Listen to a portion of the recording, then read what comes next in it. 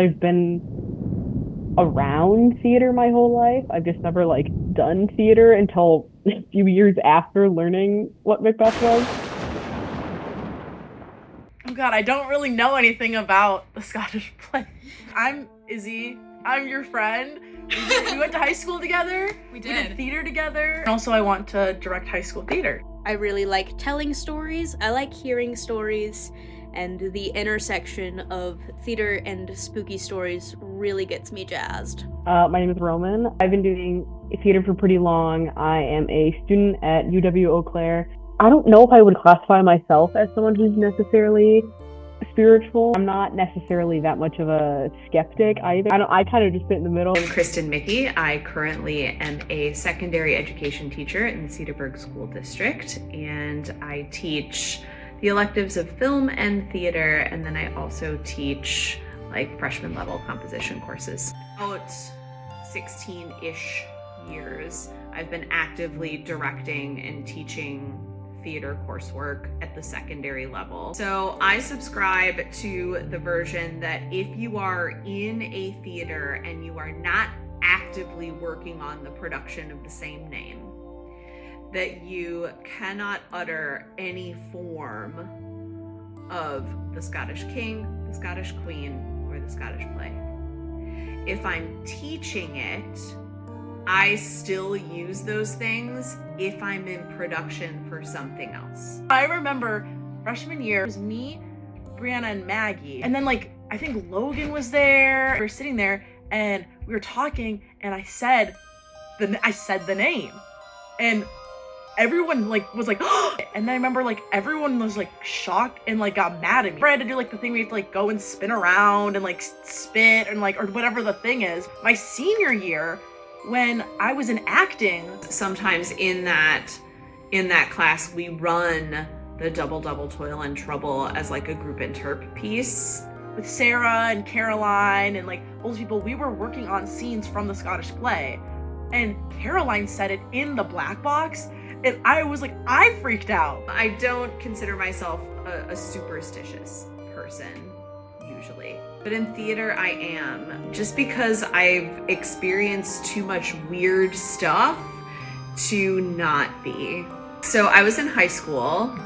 Somebody had said the name of the Scottish play while we were in production for Meet Me in St. Louis.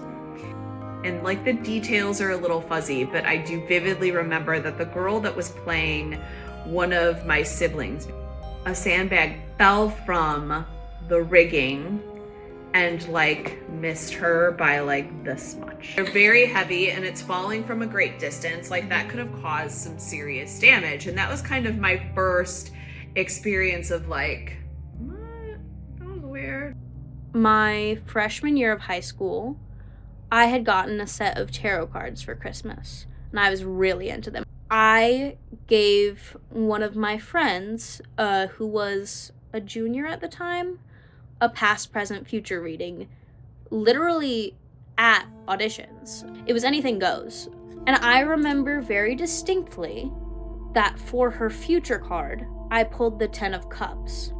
10 is a number of completion, and cups generally relates to emotions. Cast list comes out, she got Reno Sweetie. She's the main female vocalist. At my high school, we had this really weird, really old looking wheelchair. It was in the corner of our stage right backstage when I was run crew for my first production. We did Addams Family, and it wasn't even used. It was just back there. And I remember the friends that I had in the cast were don't touch it. If you touch it, something bad's gonna happen. And I was okay. And then it wasn't until my senior year and being stage management, I got any other explanation. And the only explanation was just whenever people touch it, somebody gets a nosebleed in the cast. And it happens every time. We used that chair for a bit for my senior show for curtains.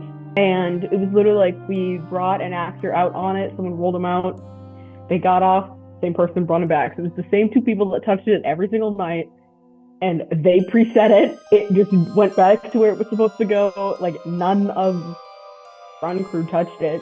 The night before closing or something, one of our leads got a bloody nose, and it was like really heavy. And it was like, oh. Nothing, like, she was fine. We got it cleared up. She went on. All was good. Theater people are just dramatic. Like, they want something to cling on to. That show, the Scottish play, I feel like the show is very depressing and very, like, it gets you down. You don't want that happening to your show. Yeah. When you're working, like, so hard, especially at high school. It's like a ritual almost. Like, we had our rituals in the dressing room. Like, that's kind of just like another ritual that, like, theater people hold on to. Superstitions are part of the culture, and I think that specifically with theater traditions, that, like, they start from somewhere. Once you become part of that group of people, it's just like a sense of a unification, I guess, a sense of identity. Group identities really help people bond, and, like, being able to identify yourself under one label as a group really helps with that. So I think that that's just like a way of doing it. It's just, don't say this thing. You can never underestimate the impact that you have, because you don't always get to see it. Yeah. Right? Like, you don't, in fact, I would argue rarely do you get to see it. Yeah. Unless you revisit and come back and, like, people tell you about, like, Yeah. whatever, you find out about it secondarily. But in so much of life, we don't get the option to know what kind of impact we've had on programs or lives or whatever, right? I don't know. I guess I never realized how many, like, of those, like, rituals I have, or, like, those are even superstitions. Like, if we didn't do that, I would be worried that something would happen.